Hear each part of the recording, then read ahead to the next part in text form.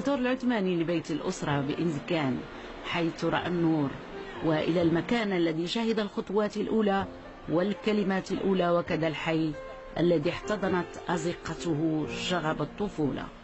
أستاذ العثماني، هذا بيت الأسرة. هنا الوالد الله يرحمه في بداية الستينيات، وفيها دزنا الطفولة وفيها دزنا المرحلة ديال الشباب كلها. وأكيد هذا الشارع واقيلا شاهد على كثير من الحوادث إلى آخره. أنا كنتذكر بأنه في هذه الزنقة اللي عندنا هنا كنت كنتعلم الدراجة بسكليت، عندي 6 سنين ديك الساعة، وكانت عندنا واحد الدراجة كبيرة، فنزلت مع هذيك هي تهويدة، فما عرفتش نفراني فضربت هذاك الحيط، فكانت باقي مطبوعه في الذكريات. واكيد هي التعليمه الاولانيه هي اول تعليمه. طبعا. اذا نتفضلوا ندخلوا ياك. مرحبا.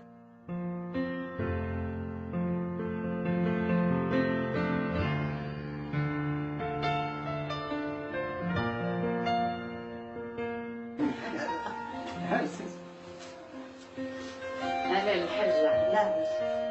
لاباس عليك؟ لاباس الحمد لله. بخير.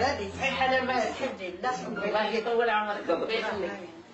لا الباتون تبارك الله عليك. بغيت نعرف منك السي سعد الدين هو واحد من وليداتك كاملين، ولكن كيفاش وشنو هي الحاجات اللي كتميزوا على خوتو الاخرين؟ ايوا هي عنده السياسه في الدم من اللي صغير، بدا يكتب داك الشيء وعنده هذيك السياسه.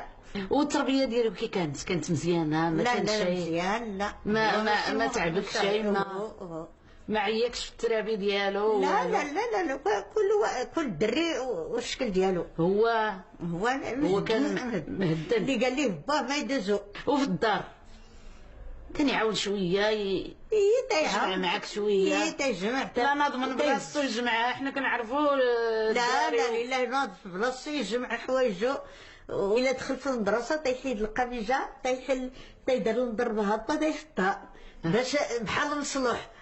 باش بقى مسرحة ويغسل الشعر عادي ينعس. الحمد لله التربية ديال الوالدة والوالد هي اللي استطاعت تطرفينا وعطتنا واحد المسارات في الحياة ووجهتنا، الله يخليها.